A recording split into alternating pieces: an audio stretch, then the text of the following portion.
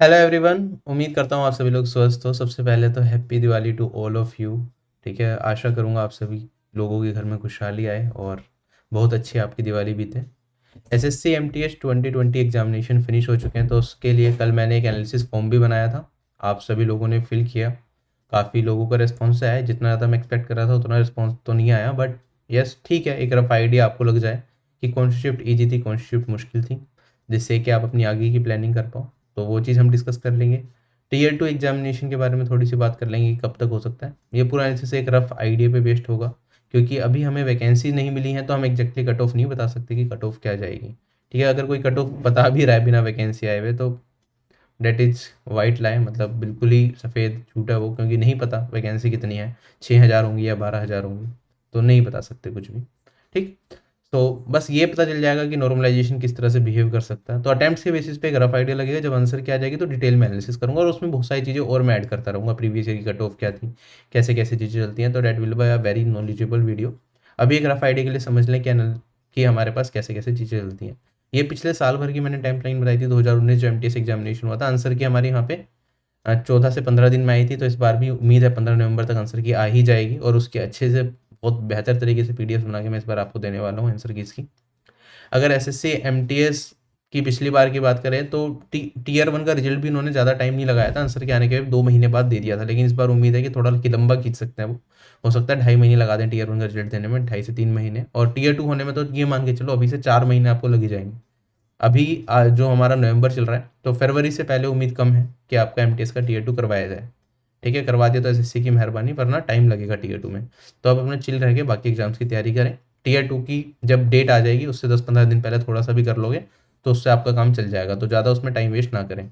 ठीक है, और बहुत सारी लैंग्वेजेस में टीयर 2 दे सकते हो, तो आप रीजनल लैंग्वेज में भी दे सकते हो टीयर 2, तो उसमें कोई प्रॉब्लम है ही नहीं। ये देखो शेड्यूल दे रखा है एसएससी ने, अपकमिंग एग्जामिनेशन कौन कौन से होंगे, उनका रिजल्ट का स्टेटस का क्या क्या आएगा, लेकिन इसमें एसएससी एमटीएस का जिक्र कहीं भी नहीं है। तो एसएससी एमटीएस को एसएससी थोड़ा सा भूल के ही चलेगा भी, ये मान के चलना टीयर 2 के लिए। और उसके बाद भी हमने देखा है एसएससी एमटीएस की कॉपी चेक होने में भी काफ़ी ज़्यादा टाइम लगा देते हैं, 6-7 महीने टीयर 2 का रिजल्ट देने में होने के बाद भी। ठीक है, तो ये बहुत अच्छी न्यूज़ तो नहीं सुनाई मैंने, बट यस आपका पेपर हो गया, तो एक चीज़ें पता होनी चाहिए आगे आपको कैसे फ्यूचर प्लानिंग करनी, क्योंकि सबसे ज़्यादा जो कीमती चीज़ है वो है आपका टाइम। ठीक है, उसे हर जो सही तरीके से इस्तेमाल करेगा वो अच्छा कर जाएगा। जो मैंने एनालिसिस फॉर्म क्रिएट किया था उसमें 4590 लोगों की लगभग एंट्रीज आई मेरे पास। कैटेगरी वाइज किस कैटेगरी से कितनी एंट्रीज है ये आप रफ आइडिया के लिए देख सकते हो। मैक्सिमम शिफ्ट से लगभग इक्वल सा ही डेटा मुझे हर शिफ्ट से मिला। ठीक है, 3 शिफ्ट में पेपर हुआ था, तो तीनों शिफ्ट में जो है लगभग इक्वल, देखो 33.8, 33.3, 32.9, तो approximately same number of aspirants तीनों शिफ्ट में ओवरऑल अगर मैं देखूँ तो मिल रहे हैं। तो इससे ये हो जाता है कि चीज़ें जनरलाइज हो जाती हैं हमारी थोड़ी सी ना, कि जब बहुत ज़्यादा डेटा पे काम किया जाता है तो लगभग एवरेजेस सही रहते हैं। पिछले साल जो कट ऑफ गई थी मिनिमम हमारी 85 गई थी अनरिजर्व कैटेगरी से, और मैक्सिमम कट ऑफ 100.72 गई थी। ये हरियाणा की कट ऑफ थी। और इसमें एससी कैटेगरी की तो 100 से भी ज़्यादा थी, क्योंकि वहाँ पे एक ही वैकेंसी थी एससी कैटेगरी से, और वो भी वो बंदे को मिली थी जिसका पहले से इस एज का रिलैक्सेशन लिया था। 45 लाख लोगों ने फॉर्म भरा था एसएससी एमटीएस 2020 एग्जामिनेशन का। कितने लोग अपीयर हुए उसके लिए आरटीई लगा दी जाएगी, और जल्दी मैं आपको एक रिप्लाई के थ्रू बताऊंगा। वैकेंसी के लिए आरटीई लगाई थी, उसका कोई जवाब नहीं मिला। रीजनल ऑफिस में भी लगाई थी, हेडक्वार्टर में भी, कहीं से भी कोई वैकेंसी के बारे में अपडेट नहीं मिल पाया। अब देखो जो सर्वे में लोगों ने पार्टिसिपेट किया है, यहाँ पे आपका 5 तारीख से एग्जाम स्टार्ट हुआ था। ठीक है, लगभग 14 दिन में एग्जाम हुआ है आपका, बीच में छुट्टियाँ थी। तो टोटल 14 और 3 शिफ्ट में एग्जाम हुआ, तो 14 दिया हमारे पास कितना हो गया, लगभग 42 शिफ्ट में पेपर हुआ है जहाँ तक मेरा आइडिया है। और यहाँ पे आप देखोगे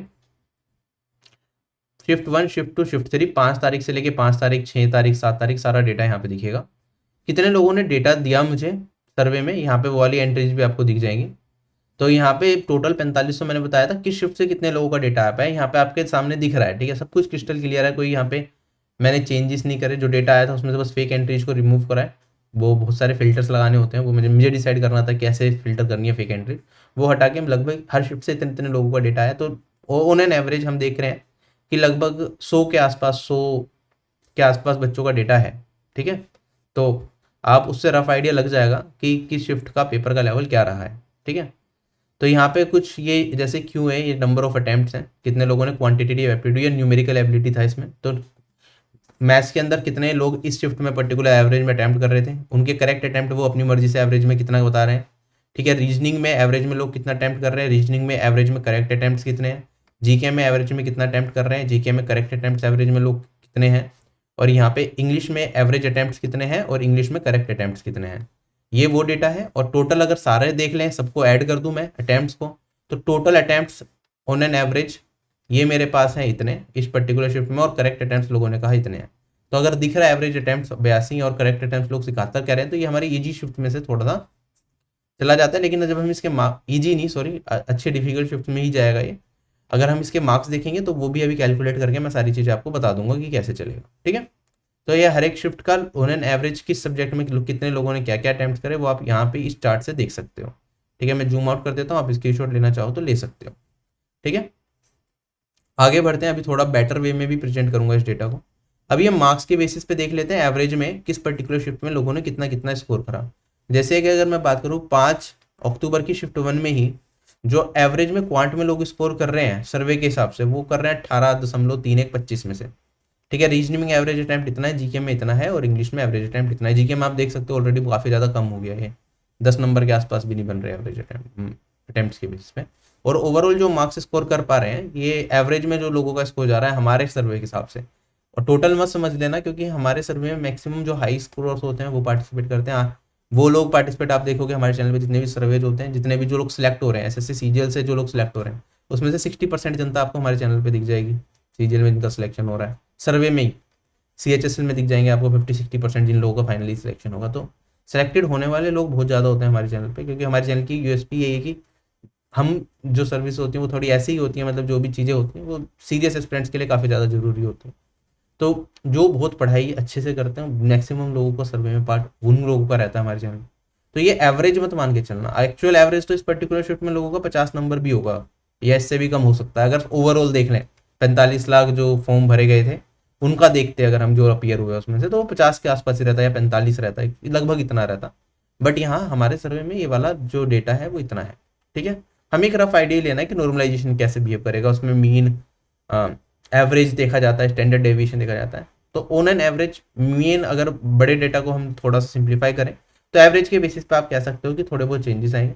जिस शिफ्ट का एवरेज कम होगा उसके मार्क्स ज़्यादा बढ़ेंगे, जिस शिफ्ट का एवरेज सबसे ज़्यादा होगा उसके मार्क्स कम बढ़ेंगे, क्योंकि वो हमारी जिसका एवरेज कम है वो हमारी हार्ड शिफ्ट बन गई, और जिसका एवरेज ज़्यादा है वो हमारी क्या बन गई, ईजीएस्ट शिफ्ट बन गई। तो यहाँ पे एक एक करके सभी शिफ्ट्स का आप स्क्रीनशॉट लेना चाहो तो यहाँ पे ले सकते हो। यहाँ पे आपको ये भी दिख जाएगा, ये हमारा क्वांटिटेटिव एप्टीट्यूड है या फिर न्यूमेरिकल एबिलिटी है, ये रीजनिंग है, ये जीके है, और ये हमारा इंग्लिश लैंग्वेज है, और ये ओवरऑल टोटल। तो टोटल में लोग कितना कितना स्कोर कर रहे हैं वो आपको यहाँ पे दिखेगा, ठीक है। तो सारी शिफ्ट्स का आप चेक करें। इसके बाद अब मैंने इसे थोड़ा सा और बेटर कर दिया है। इसे पहले तो यहाँ पे शिफ्ट वाइज देखना चाहो तो यहाँ पे देख लो कि ओवरऑल एवरेज कितना रहा है स्कोर।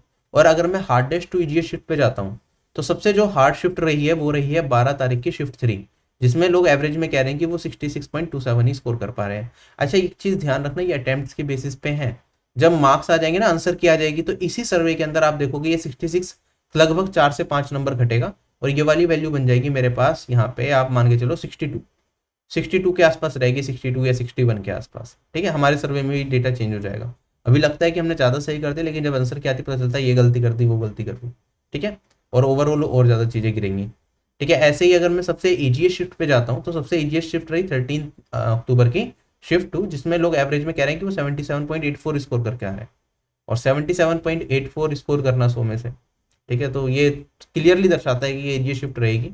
बाकी ऐसा फिक्स नहीं है कि भैया देखो 66 पे ये भी है, ये भी 66 पे 67 पे है, बहुत लिमिटेड लोगों का डेटा है उससे हम ये चीज़ एनालाइज कर पा रहे हैं। तो ऐसा हो सकता है कि आंसर के बाद जब मैं एनालिसिस करूँ ये पोजीशन थोड़ी सी चेंज हो जाए, ठीक है। जो लोग यहाँ पे 67 कह रहे हैं हो सकता है ये वाली मेरी हार्डेस्ट शिफ्ट बन जाए 5 तारीख की शिफ्ट 3, और 5 तारीख की ये 12 तारीख की शिफ्ट 3 जो है वो मेरी इससे थोड़ी सी लाइट शिफ्ट हो जाए। तो थोड़ा बहुत चेंजेस तो आएगा, बट ये है कि ये अपनी हार्ड शिफ्ट में से है, ये हमारी ईजीएस्ट शिफ्ट में से है, ये मिडिल शिफ्ट में से। एक रफ आइडिया आपको यहाँ पे लग जाएगा कि आपकी शिफ्ट इजी थी या मुश्किल, आसान थी या मुश्किल थी। अच्छा जो ये गैप है जैसे हम देख पा रहे हैं यहाँ पे जो गैप है ये बहुत ज़्यादा नहीं है। ओवरऑल हमें यहाँ पे गैप दिख रहा है ये सिर्फ 11 नंबर का, 11 साढ़े 11 नंबर का। पिछली बार हमने एमटीएस में ये भी देखा कि लोगों के नॉर्मलाइजेशन के बाद 20-20 नंबर तक बढ़े हैं, ठीक है। इस बार 20 नंबर तक तो नहीं बढ़ेंगे, लेकिन हाँ ये जरूर हो सकता है कि आपके 15 नंबर तक बढ़ जाए नॉर्मलाइजेशन के बाद इस पर्टिकुलर शिफ्ट के अंदर, इन शिफ्ट के अंदर। अब होगा क्या, अगर आप एवरेज के आसपास लेके आओगे तब जाके ये 15-14 नंबर आपके बढ़ेंगे, ठीक है। अगर मैं इसे बेस शिफ्ट मान लूँ इस वाली शिफ्ट को, तो अभी आप देख सकते हो यहाँ पे अगर एवरेज सेम करना है इस वाली शिफ्ट में, क्योंकि ईजी शिफ्ट में अगर आप एक बेस लेवल से नीचे नंबर लेके आओगे मार्क्स घटेंगे वरना बढ़ेंगे आपके। तो मान लो ईजी शिफ्ट में आप इतने लेके आए और नंबर आपके इतने ही रह गए 70-80 बने आफ्टर नॉर्मलाइजेशन, तो जाहिर सी बात है कि इस वाली शिफ्ट में अगर कोई 66 नंबर लेके आ रहा है तो उसके 78 अपने आप बन जाएंगे। ठीक है, तो उसके 11 नंबर तो बढ़ेंगे लेकिन थोड़े ज़्यादा ही बढ़ेंगे, क्योंकि ये गैप भी हमारा बड़ा होता चला जाएगा। अभी ये रो मार्क्स के अटेम्प्ट के बेसिस पे जब शिफ्ट हार्ड आती है तो हम क्या करते हैं, तुक्के लगाना स्टार्ट कर देते हैं, अटेम्प्ट ज़्यादा करने की कोशिश करते हैं, और अटेम्प्ट ज़्यादा करेंगे तो लगता है मार्क्स ज़्यादा आएंगे, बट वो गलतियां भी बहुत ज़्यादा हो जाती हैं, तो ये एवरेज और ज़्यादा गिरता है। ठीक है, तो हार्ड शिफ्ट में जो अभी ये 11 का गैप दिख रहा है, जब फाइनल में आंसर की के बाद एनालिसिस करूंगा यही गैप 13 या 14 नंबर तक का जा सकता है। ठीक है, और नॉर्मलाइजेशन के जब आप मार्क्स देखोगे इन दोनों शिफ्ट में जो मार्क्स इंक्रीज होंगे वो भी 13-14 के गैप से बढ़ जाएंगे। तो उसी तरह से आप रफ आइडिया लगा के चले। मान लो जैसे मैं अगर इसे बेस शिफ्ट लेके चलता हूँ तो आप कह सकते हो, जैसे मान लो ये वाली शिफ्ट उठा ली मैंने, 72 आ रहे हैं, यहाँ पे लोगों के 77 है, तो इस वाली शिफ्ट में आपके 6 नंबर के आसपास बढ़ जाएंगे अगर आप इसके पास पास स्कोर करोगे। ठीक है, तो एक रफ आइडिया के लिए ये आज का एनालिसिस, तो इसे समझ आ गया होगा आपको कौन सी शिफ्ट हार्ड है कौन सी शिफ्ट ईजी है। ठीक है, अब आपस में बहस करके एक दूसरे के मार्क्स पूछने का कुछ फायदा नहीं है। 8-10 दिन में आंसर किया जाएगी तो एक बार दोबारा अच्छे से एनालिसिस कर लेंगे फिर से। अगर आप ये देखना चाहते हो सब्जेक्ट वाइज, जैसे न्यूमेरिकल एबिलिटी या फिर क्वांटिटेटिव एप्टीट्यूड आप कह लो, इसके अंदर सबसे इजी और सबसे हार्ड शिफ्ट कौन सी है, तो सबसे हार्ड शिफ्ट मेरी ये वाली है, ये 6 तारीख की शिफ्ट 3, 12 तारीख की शिफ्ट 2, और सबसे इजी शिफ्ट में से अगर बात की जाए तो क्वांट सबसे इजी पूछा गया 13 अगस्त की शिफ्ट 2 के अंदर। चलेंगे आगे। ठीक है, सबसे इजी यहाँ पे ओवरऑल शिफ्ट भी यही है सबसे इजी, और क्वांट सेक्शन में भी यही है। और आपको ये भी पता चल गया कि on an average quant section में लोग कितना स्कोर करके आ रहे हैं। अगर सभी शिफ्ट का कंबाइन कर दिया जाए तो आप देख सकते हो यहाँ पे क्वांट सेक्शन में जो लोगों का एवरेज रहेगा 16 से लेकर 22 के बीच में वेरी कर रहा है, तो ऑन एन एवरेज आप मान के चलो 19 लोग अभी अटेम्प्ट के बेसिस पे स्कोर कर रहे हैं। मार्क्स के बेसिस पे जब आएगा तो ये वाला हमारा जो मैट्रिक है वो 17 या 18 के आसपास रहेगा। अगर मैं बात करता हूँ उसके बाद, क्वांट हो गया, ये रीजनिंग की हम बात कर रहे हैं, ये सीरियल वाइज आप देखना चाहें तो यहाँ पे, और ये हार्डेस्ट टू इजीएस्ट शिफ्ट यहाँ पे है। सबसे हार्ड शिफ्ट गई हमारे पास रीजनिंग में 13 अक्टूबर की शिफ्ट 1, और सबसे सबसे सॉरी हार्ड शिफ्ट ये गई, और सबसे इजी शिफ्ट गई हमारे पास 27 अक्टूबर की शिफ्ट 1। ठीक है, इसमें लोग 23 कह रहे हैं कि 23 नंबर लेके आ रहे हैं, मतलब 25 में से मैक्सिमम लोग क्या कर रहे हैं 24 सही करके आ रहे हैं, 25 में से मैक्सिमम लोग, तब जाके ये एवरेज आएगा। ठीक है, तो इस तरह से चल रहा है। तो इसमें भी अगर आप एवरेज देखोगे 17.5 से लेके वेरी कर रहा है 23 तक, तो अगर सभी शिफ्ट का मैं एवरेज निकालता तो ये वाली वैल्यू मेरी लगभग 21 नंबर के आसपास होती है, 20 से 21 के बीच में। तो रीजनिंग कंपेरेटिवली क्वांट से फिर भी इजी ही रही है।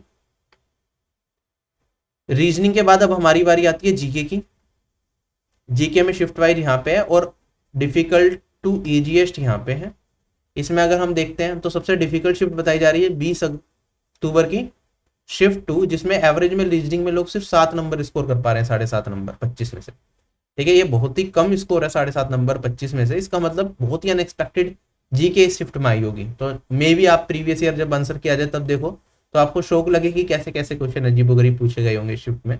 और ईजीएस शिफ्ट की बात करें, ये 22 अक्टूबर की हमारे पास शिफ्ट 2 है, जिसमें लोग एवरेज में 14.5 नंबर स्कोर कर रहे हैं। तो जीके में ऑन एन एवरेज अगर मैं सभी शिफ्ट का निकालता तो ये लगभग 11 नंबर के आसपास आता 25 में से। ठीक है, 25 में से जीके में इतना स्कोर करते हैं। तो डोंट गेट फॉल्स होप्स कि आप जीके में भी 25 में से 25 नंबर लेके आ जाओगे मेहनत करने के बाद, ऐसा नहीं होता है। ऑन एन एवरेज इतना ही चलता है कि 25 में से 15 भी ठीक होता है जीके के अंदर, गिवन आप बाकी सब्जेक्ट्स में अबव एवरेज स्कोर कर पाओ, क्योंकि जीके अपने हाथ में नहीं होता। इसके बाद बारी आती है हमारे पास इंग्लिश लैंग्वेज की। इंग्लिश की बात करें तो जो मिनिमम स्कोर गया है वो गया है 18.3 लोग बता रहे हैं, ये सबसे हार्डेस्ट शिफ्ट हो गई। और सबसे ईजीएस्ट शिफ्ट में इंग्लिश में जो लोगों का एवरेज जा रहा है वो जा रहा है हमारे पास 21.19। This is quite shocking for me as well, क्योंकि इंग्लिश का लेवल लगता है कि अब बढ़ गया है, थोड़ा सा लेवल अप हुआ है, क्योंकि इंग्लिश में एवरेज में स्कोर लोग 21 ही बता रहे हैं ये शिफ्ट में। ठीक है, तो मेरे लिए भी थोड़ा सा अलग हो गया है, जहाँ की CGL CHSL में एवरेज में लोग 23-24 ऐसे इंग्लिश में बताते थे। ठीक है, और इंग्लिश में सिली मिस्टेक्स भी कई बार हो जाती हैं, तो इससे 1-2 नंबर और ही कम आएगा जब फाइनल एनालिसिस करेंगे आंसर के। तो हमने चारों सेक्शन देख लिए, इंग्लिश देख लिया हमने, जीके देख लिया, रीजनिंग देख लिया, और टोटल ये हार्डेस्ट टू इजीएस्ट शिफ्ट ये देख लिया। एक बार मैं ओवरऑल आपको डेटा अगर ओवरऑल देखें सभी शिफ्ट्स का मिला के, तो आप देखोगे न्यूमेरिकल एबिलिटी में उन्होंने एवरेज लोगों का स्कोर 19.5 जा रहा है, रीजनिंग में 21 कर रहे हैं, जीके में लोग 10 स्कोर कर रहे हैं, मतलब 11 स्कोर कर रहे हैं, और इंग्लिश में 20 कर रहे हैं। और सभी शिफ्ट्स का मिला के जो अभी सर्वे में डेटा है on the basis of attempt, लोगों का एवरेज आ रहा है 71, जो कि मार्क्स आने के बाद मेरे हिसाब से जाएगा 67 के आसपास, ठीक है, सर्वे में। बाकी आपको रफ आइडिया तो लग ही गया कौन सी शिफ्ट आसान है, कौन सी शिफ्ट मुश्किल है, किस शिफ्ट में लगभग कितने कितने नंबर बढ़ या घट सकते हैं, ठीक है। अगर आप चाहते हो मैं एक बार टेबल बना के भी दिखा दूं कि शिफ्ट में कितने कितने बढ़ेंगे, तो वो भी देख लेते हैं। अगर एक रफ आइडिया के तहत हम देखें तो ऑन एन एवरेज आप मान के चलो इसी शिफ्ट में इतने इतने नंबर आपके नॉर्मलाइजेशन के बाद बढ़ सकते हैं, अगर आप इसके आसपास लेके आओगे, ठीक है। अगर आपके जो मार्क्स हैं अगर इस नंबर के आसपास आ रहे हैं या इससे थोड़ा ऊपर नीचे 2-4 नंबर कम ज़्यादा हो गए तब भी फर्क नहीं पड़ेगा, जो इंक्रीज होगा लगभग इतना इतना आपका इंक्रीज होगा मार्क्स, ठीक है। और ये दिख रहा है लेकिन इससे थोड़ा ज़्यादा ही होगा इंक्रीज, ये यहाँ पे हमने 11, 12, 11.5 नंबर दिख रहा है ना यहाँ पे, तो यहाँ पे आप मान के चलो पहले वाली शिफ्ट में यहाँ पे 14 होगा, यहाँ पे 13 के आसपास हो जाएगा, यहाँ पे 12 के आसपास, मतलब इतना इतना इंक्रीज आपको दिख जाएगा इन शिफ्ट में। फाइनली जब आंसर की के बाद रिजल्ट आएगा, मार्क्स आएंगे, तो इतना इतना इंक्रीज आप एक्सपेक्ट कर सकते हो इन शिफ्ट के अंदर, ठीक है। जो ये लास्ट वाली शिफ्ट हैं इनके अंदर भी इंक्रीज होगा, तो लगभग ही हो सकता है ये इसी की वैल्यूज के आसपास रहे, बट यस जो हार्ड शिफ्ट हैं इनके अंदर इंक्रीज थोड़ा ज़्यादा होगा, ठीक है।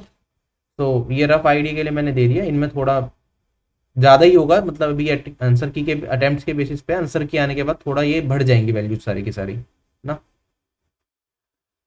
सो इस वीडियो में सिर्फ इतना ही रखते हैं, मुझे लगता है मैंने सारी चीज़ें आपको बता दी, रफ आइडिया आपको लग ही गया होगा। Again happy Diwali to all of you. Telegram channel join नहीं किया तो टेलीग्राम चैनल जरूर ज्वाइन करें, सारे इंपॉर्टेंट अपडेट्स आपको टेलीग्राम चैनल पर सबसे पहले मिल जाते हैं, ठीक है। कई बार मैं वीडियो बनाता हूँ, कई बार कुछ छोटे मोटे अपडेट्स होते हैं तो मैं वीडियो छोड़ भी देता हूँ, उसके लिए नहीं भी बनाता मैं, ठीक है।